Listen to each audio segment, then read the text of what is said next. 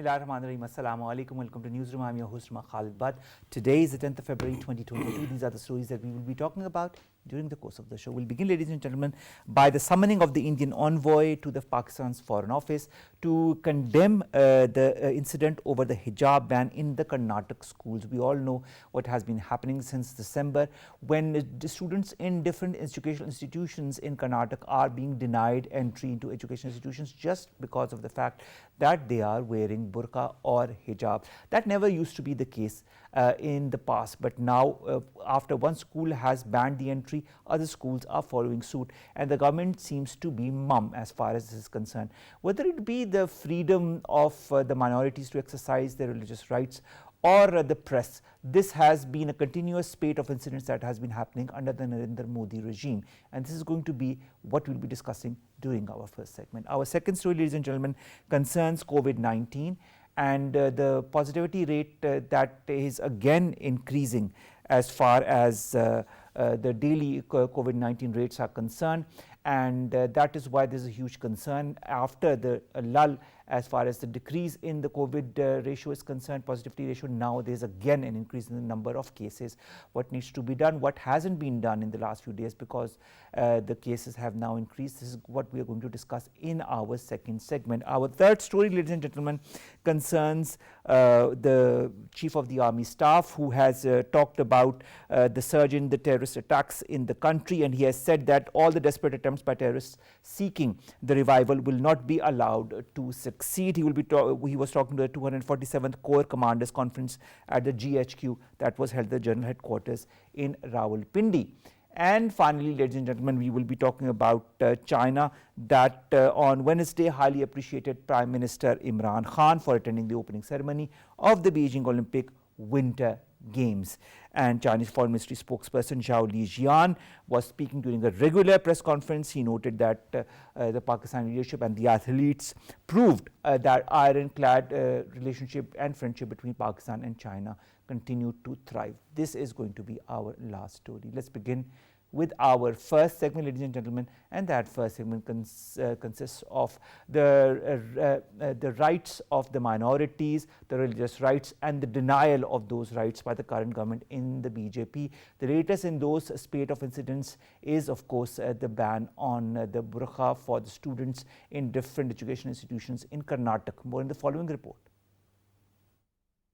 The terrorization and marginalization of Indian Muslims is garnering international spotlight as Hindutva oppression is getting unriddled under BJP government. The latest instance of hijab row depicts systematic ghettoization of Muslims under the Indian majoritarian state plan to impose a final solution upon Muslims. Inflicting a deadly blow to its secular and progressive credentials, various Indian states are stripping Muslim girls of their right to wear a hijab and ultimately right to education. While urging international community to take notice of outrageous infringement of human rights in India, Foreign Minister Shah Mahmood Qureshi condemned this extremist gesture and stated that denying anyone the fundamental right to education and terrorizing them for wearing a hijab is absolutely oppressive. Foreign Policy and South Asian Affairs analyst Michael Kugelman questioned the future of India by warning that flames of hate have spread to schools while Indian state continues to respond with stark silence, thereby emboldening the haters. The strangulation of press and saffron India exhibited by media blackout in Indian illegally occupied Jammu and Kashmir, arrests of journalists, self-censorship and communication clampdown also sounds alarm regarding shrinking civic space in self-styled democracy. Owing to rampant prevalence of hate and extremism,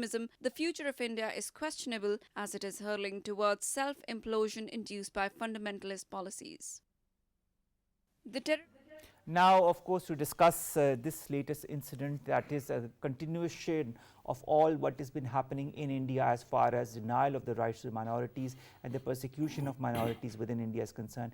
We've been joined by two guests, one in the studios and one online. In the studios, we've been joined by Javed Khan Jadoon Sahab. He's a senior analyst. Javed Sahab, thank you very much to have joined us. And online, we've been joined by Dr. Jamil Khan, who's a former ambassador. Dr. Sahab, thank you very much to have joined us for this very important segment as well. I'll begin with you, Dr. Jamil Khan Sahab. And what I'd like to ask you is, why is this religious persecution now continuing into educational institutions? And why is the government, in your point of view, remaining mum on it? Why is there no official word? Why is there no action taken against it? This used to be the norm in the past. Why now? So one liner only on this. Basically, this is RSS mindset, and anything which is now being evolved are such incidents. Basically, that is a demonstration of the mindset of the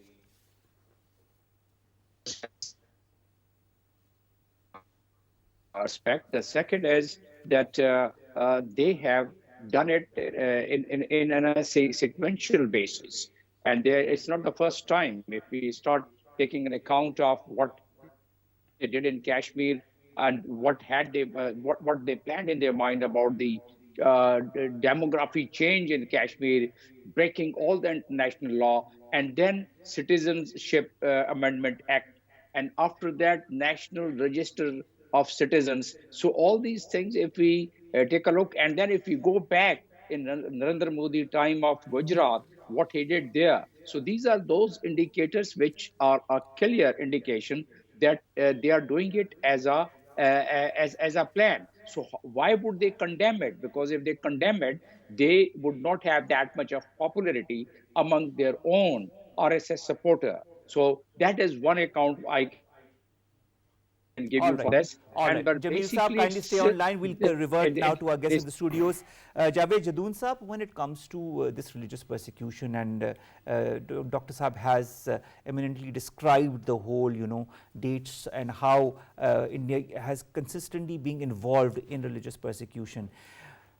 When our Foreign Office condemns this and, of course, summons the Indian envoy and talks about it, do the Indians react to that? Is there any impact on that?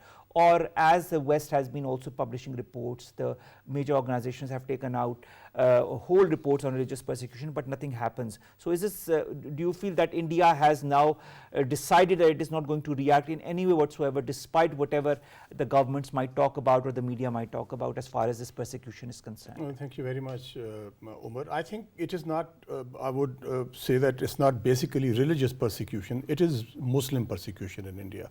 Because other minorities, maybe they are persecuted, but not at the level the Muslims are being targeted. I think we do remember what happened in New Delhi, the Muslim pogrom in 2020. And then I think Modi government is basically, today Prime Minister Modi was addressing an election rally in UP. He did not even mention Karnataka incident, or the incidents rather. He talked about his policies, beneficial policies towards Muslims and minorities in general. And he talked about his government's policies to sort of uplift of the Muslim community. But I think primarily the problem lies with the Muslim leadership in India. Omar, in my personal opinion, it is the beginning of the Muslim pogrom. Basically, what they really want to do is to push the Muslims further down the poverty line so that they become voiceless. Coincidentally, Omar, I remained posted there. I saw the plight of the Muslims. The kind of work they are doing over there, they are tailors and they are sweepers.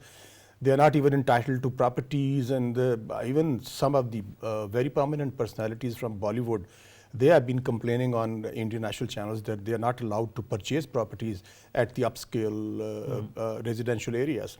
It has been very systematic on part of the BJP government, and the Hindutva mentality has been very evident everywhere. But how we can counter it? Do we condemn it, and is it enough to do that? I think we need to move beyond that. Why can we move beyond that? Because all we can do is diplomatically, condemn the incident and summon the envoy and talk about it on different international fora. But do you personally feel we can do more about it? I think, Omar, we can. I mean, the foreign minister can go to important Muslim capitals. They can engage them because they can put together a lot of pressure on Modi government, particularly the countries like Saudi Arabia and United Arab Emirates, who have very key stakes, economic stakes, as far as their mutual economic cooperation is concerned. It definitely is going to matter if they speak, because here we are talking about the Muslims of India, not Pakistanis. The Muslims should be the concern of every important Muslim country in the world. Turkey should be speaking, Iran should be speaking. I mean, as a lone girl who is facing the onslaught of the Saffron Brigade, I mean, why there was no police, no law enforcement agencies? And she, while talking to a local Indian television channel, she said that only 10% of the students were from the same institution. Rest of them were the outsiders, the That is an extremist important groups. point that I'm going to take with Dr. Saab. Dr. Jamil, when it comes to education institutions, why is this whole nationalism or Hindu nationalism now creeping into that arena as well? Because don't you feel there's going to be a whole change as far as the new generation within India is concerned? A whole new dynamic as far as nationalism or Hindu nationalism is concerned, if this continues? In fact, the motivation, the atmosphere which has been created and the motivation which has been done. Now, imagine Muskan is now a symbol of resistance. At least she could raise her voice. What happened with her? And those, as Mr. Jadoon was also saying, that only about 10% people, 10% students were from that university. So that means they have now divided an entire India, and they have their own complete structure, how to really marginalize the Muslim minority. Now, that has also been reflected in the Religious Freedom Commission report, official statement which was made by the United States Commission, right? Although nothing happened about it, and like nothing happened in so many other things, including Kashmir. So this also, but at least that is on the record. What to talk of this? You know, the Human Rights Commission, what report they published about, you know, more than 60 or 100 pages report, and they have articulated everything, every human right which is being violated in Kashmir. So let's take the Religious Freedom Commission report. If we read this report, I tell you, it's an eye-opener. What's happening in India and how they are persecuting the Muslim minorities and other minorities too. That's what the report says. Now, what is required to be done is more important. Foreign Minister has done a good thing. At least he has now taken an initiative to condemn it. I think the Indian ambassador should be summoned. Indian Shadi Affairs should be. He was summoned basically, and then instead of just a protest, he should have been issued a démarche, or Pakistan could even go a step further, right? But the fact remains, as it's being discussed, that entire OIC members should take, but these are the things which is given in the OIC charter. Now, the Article 9 and Article 10 should be invoked of the OIC charter, and they should call a meeting about it, because it's happening today here. It has already happened in France, and in France there is an enactment. In France, it's banned. In France, There's of course this whole issue that started as well, and the whole movement started also in Europe and in France as well. Javed Khan, Jadoon Saab, when we see what is now happening in India, are they emulating what happened in Europe? I really don't think so. I think what is happening in India is unprecedented, Omar. The way the Muslims are being pushed against the wall by the Sangh Parivar, and RSS is of course part of the Sangh Parivar. And Narendra Modi government has a very, very, I think, clearly charted path for that. And the path leads towards the persecution of Muslims, and literally sort of a repeat of what happened in Gujarat, the massacres of the Muslims. I think that can happen. If you look at the images, the way the charged up crowd of the Sangh Parivar, youngsters trying to bully the Muslim girls, and ultimately Muslims of course are divided as well, Omar. If you look at them, 200 million Muslims over there, they do not have a leadership which is a dynamic leadership which can stand up to such kind of discrimination against the Muslims. They're being denied jobs, they're being denied educational facilities, not being admitted to the top-notch education institutions in India. They don't speak up. The problem with the Muslim leadership is either they are part of Congress or they are part of BJP as well.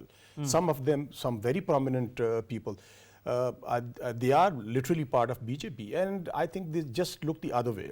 Some of the Muslim personalities, they don't even speak about the Muslim persecution. Rather, they would like to say something which is probably liked by the BJP, and I think that is the very reason. All right, that's a Muslims very are being- interesting point. Dr. Saab, are you online with us?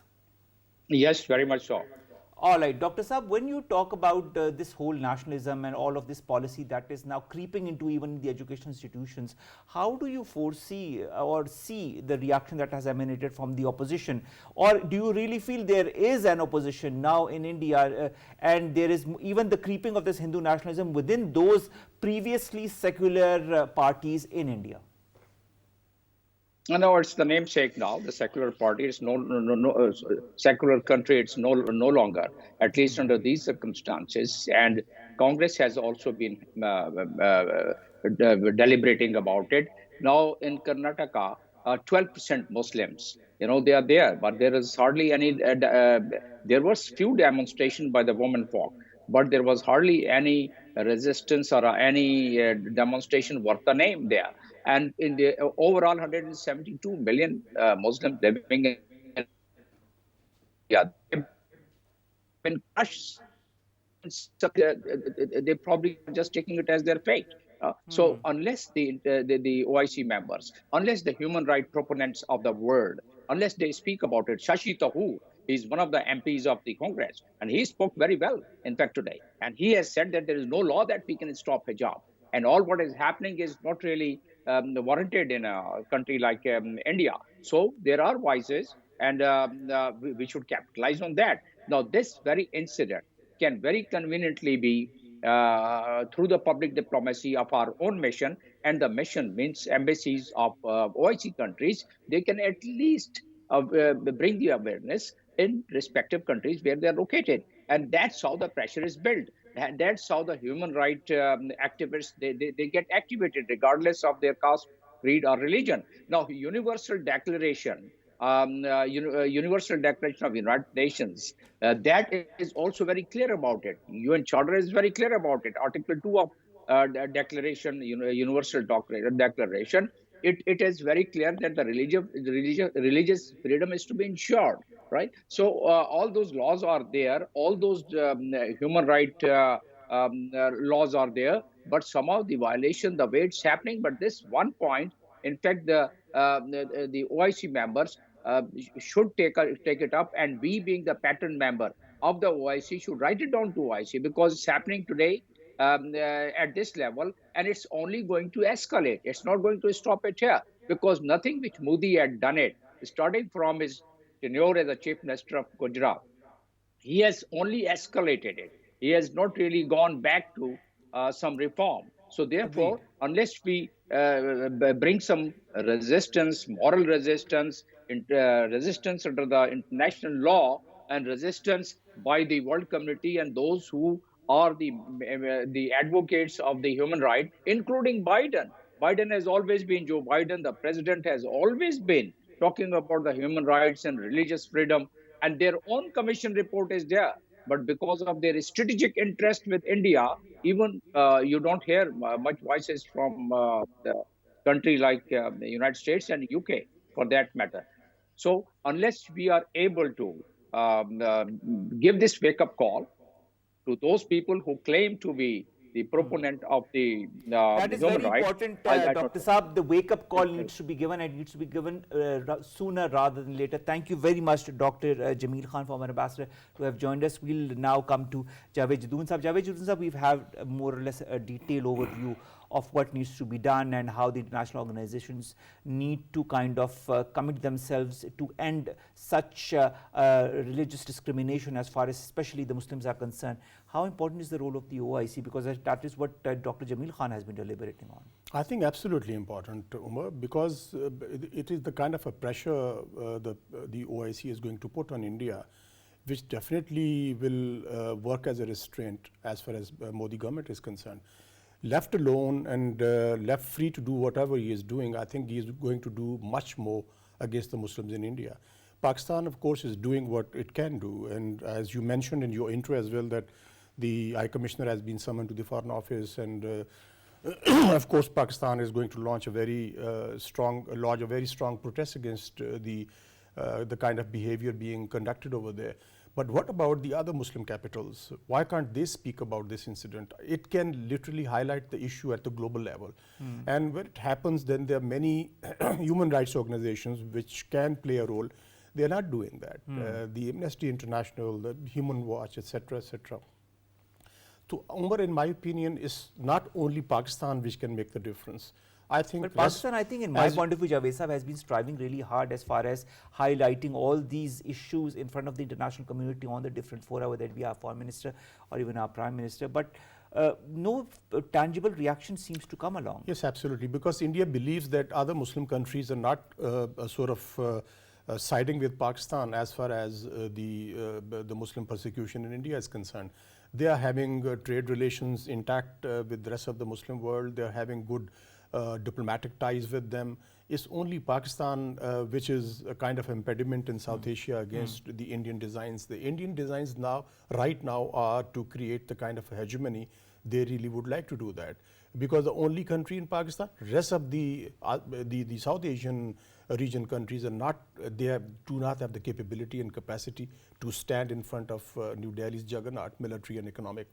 But I think if OIC, of course, it would be symbolic criticism, symbolic pressure, and it can highlight this issue, what is happening in India.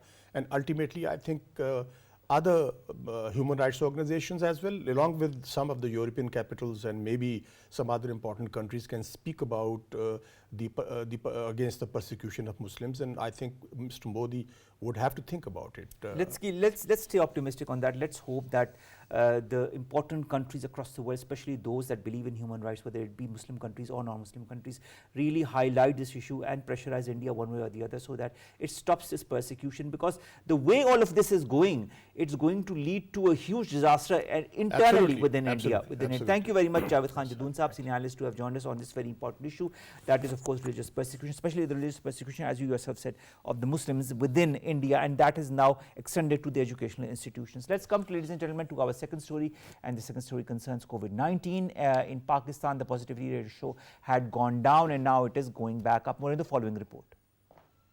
Amid a steady decline in the COVID-19 cases across Pakistan, the new data, according to NCOC, shows new infections place Pakistan's coronavirus positivity ratio over 7%. NCOC data further showed that during the last 24 hours, a significant jump at Pakistan's positivity ratio of 8.2%. At the same time, the NCOC has also stepped up the vaccination drive across the country. As per NCOC, 38% of total population and 56% of eligible population stand vaccinated. Special Assistant to Prime Minister on Health Dr. Faisal Sultan announced the highest number of over 2 million vaccines administered in Pakistan. Moreover, Minister for Planning and Development and NCOC Chief Asad Omar stated that Pakistan has registered highest daily coronavirus vaccination record for 3 continuous days. He marked the mobile vaccination campaign a success for producing outstanding results nationwide. In latest update on the pandemic, the US Centers for Disease Control and Prevention placed Pakistan amongst the countries where the chances of catching COVID-19 are low. Meanwhile, World Health Organization Chief Tedros Adhanom Ghebreyesus launched a new $23 billion campaign to fund World Health Organization's efforts to lead a fair rollout of COVID-19 tests, treatments, and vaccines around the world, and have called out world leaders for their financial support. As Pakistan fights the 5th COVID-19 wave led by Omicron, the government have urged people to follow SOPs and to ensure enforcement of obligatory vaccination shots. Dr. Javed Usman, who is a leading microbiologist at the National University of Medical Sciences, Rawalpindi, joins us online. Dr. Sahab, thank you very much to have joined us. Dr. Sahab, the positivity ratio that had gone down is going back up. What are the major reasons in your point of view of that? This probably is now the Omicron replacing the Delta. But hadn't the Omicron already replaced the Delta since some time? Well, the epidemiological indicators are in this direction, that it is. In some countries, it has replaced the Delta very, very quickly. But since we don't have the scientific proof of that, initially we had established that Omicron is here with us in Pakistan. So now it's just a matter of time when it is going to completely replace the Delta. Do you feel that there is going to be a surge in cases and that there's going to be a time when the number of the positivity ratio is going to go beyond 10 or even 12, 13, 14%? Yeah, it is possible. Because the way it is spreading, it has acquired the transmissibility portion the most. It has spread very fast in most countries of the world, and we should expect a similar surge. But at the same time, when the number of cases might go up, and the severity of disease will not go up. All right. Do you feel that the Omicron as a variant of COVID-19 is not as severe as the Delta? No. There is a marked difference in the severity of both the diseases, both the viruses, or in fact both the variants. Because the problem with Delta was it was infecting the lungs, it was going down. But this mutation has changed this pattern. Now the Omicron is staying in the upper respiratory tract and at best in the upper airways. All right. You mean you can understand by it is causing disease like bronchitis. It is not causing pneumonia, which was lethal and killing more people. So do you feel Omicron is not a lethal variant of the No. COVID? It may, in very guarded words, be considered a blessing, which probably is going to end the pandemic. What about the BA2 variant of the sub-variant of Omicron that is considered even more lethal than the normal variant that was BA1? No, the lethality has not been established. Okay. They are just More virulent, let's put it that way. But even if it's virulent, let's assume it will not go to the lungs. It will stay. It may cause a severe type of bronchitis. All right. It may cause a severe upper respiratory tract infection. But the hospitalizations are because of pneumonia. And hospitalized patients are more likely to go into the severe form of the disease, and hence, unfortunately, the deaths. All right, Dr. Saab, also what I'd like to understand is now we've seen there are different variants that have emerged over the years. Do you foresee other variants also coming over the years? And do you feel that they are going to be more virulent but less intense as far as the reactions are concerned? It's unlikely, because as the virus is circulating in wider and wider population of the world, it is losing its virulence. And that is generally the pattern of virus. The more people it infects, the more mutations it undergoes, the less lethal it becomes. Dr. Javed, what kind of mutations do you expect in the coming times? And do you feel that the vaccinations that we are currently taking, whether it be the Chinese vaccine, Sinopharm, Sinovac, or the Pfizer, Moderna, or other forms of the vaccines that have different mechanisms to interact with the virus that causes this pandemic, do you feel that these will still be applicable for the future variants or the current variants, that is Omicron? Because we've heard that Moderna is making a Omicron specific variant of the vaccine as well. Well, it may take some time. As of now, there are no indicators that this mutation has fallen outside the umbrella of the immune protection conferred by the vaccines. But it remains to be established. I don't know how has Moderna gone so fast, and let's see when do they come out with a vaccine which will be covering Omicron. But if it covers Omicron, what about, as you said, the other variants that might come by the time it is put into circulation? What about the pills that we also have been hearing that will be developed or will be circulated, whether it be Pfizer or other pills? No, actually the process is very lengthy. If you understand the clinical trials, they have to be tried on a large number of people and then sent to FDA for approval before they can offer to a human being. So I don't think there is anything in the immediate offering. A lot of people around the world, in Pakistan also, are more or less quote unquote tired of this virus. They say they don't want to follow the SOPs, they want to put on their masks. They say let the virus come, we'll get infected, and whatever happens will happen. Do you feel this is a good strategy to follow? Well, many developed countries have now adopted this mindset. The latest is Sweden, a very developed country, and they said last week that as far as we are concerned, the pandemic is over. And something similar was said a week earlier by the British Prime Minister, that those who want to take precautions, it's up to them for their personal safety, but we as government are lifting all the restrictions from people. And why, in your point of view, did they say that, or why are they following this strategy? Because this is not the best solution that you keep on getting a booster every 6 months, every 3 months. How many boosters will you end up in the towards the end of 2 years, let's say from now? So now they are of this thinking that let it circulate. It has lost its severity. So let us treat it like common cold. Let people get immune because of the natural circulation of the virus, because a naturally acquired immunity will always be better and long lasting than the vaccine conferred protection. This is seriously an interesting point of view, because I've seen many of my friends who've recently gotten COVID who've had many bad reactions, high grade fever, Yes. and extreme cough, and of course extreme weakness. Do you feel that this is not a strong enough symptom for people to continue following the SOP, especially in countries such as Pakistan? Yes, the SOPs should not be discontinued, but SOPs required some understanding, because in the beginning we heard that you have to maintain social distancing. It's a wrong term. We have to maintain physical distancing and social connectedness, because we in Pakistan have very strong social structure in the terms of family and friends. But the collateral damage done by this virus in European countries and America in terms of mental health was very significant. People went into depression, they went into, because they don't meet as much as we do, they don't socialize as much as we do. So the precaution is good, but there's nothing to be scared of. And then there's very interesting phenomena that sometimes the political decisions dominate over the scientific decisions. Now, if I have received Sinopharm 2 doses, the second was a booster for the first. Now there are certain countries who require you to be vaccinated with a Pfizer vaccine. So that was built on a different technology, and this was built on a different technology. It is a little difficult to understand how this is going to be the booster for that one. But people who have to travel, they have no other choice. Of course, that is one of the important prerequisites for traveling abroad. And now, what has New Zealand decided?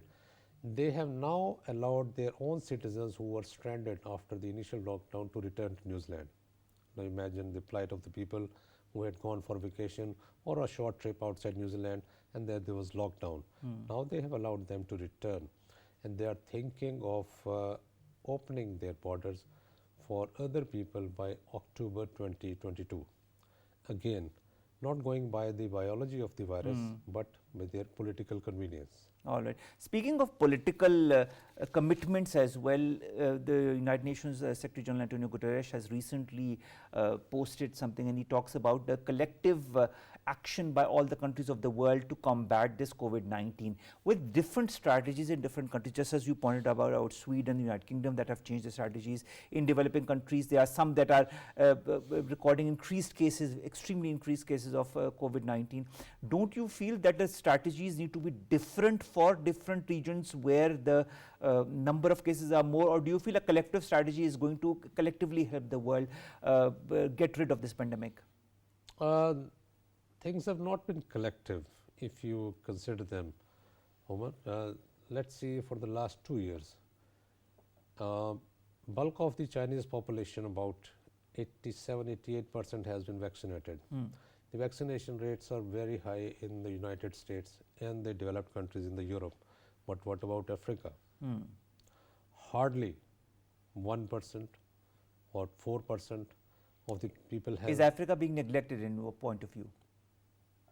So Definitely. that is why Antonio Guterres talks about a collective resolve by all the countries of the world. It should be provided free of cost to everybody, and that was what the original intention and plan was. All right. Now, WHO chief also talks about the rapid spread of Omicron. He underlines the urgent need to ensure tests, treatments and vaccines to be distributed equitably and globally. So this is more of a continuation of what Antonio Guterres has also been saying, that the world needs to collectively work in the same direction with equal distribution of the vaccines, with equal understanding of how the vaccine is distributed, so that the whole world benefits from the vaccine. Exactly. Now, there's a friend in Canada, talking to him about 10 days ago. He said the Canadian government has said that we will not test people anymore.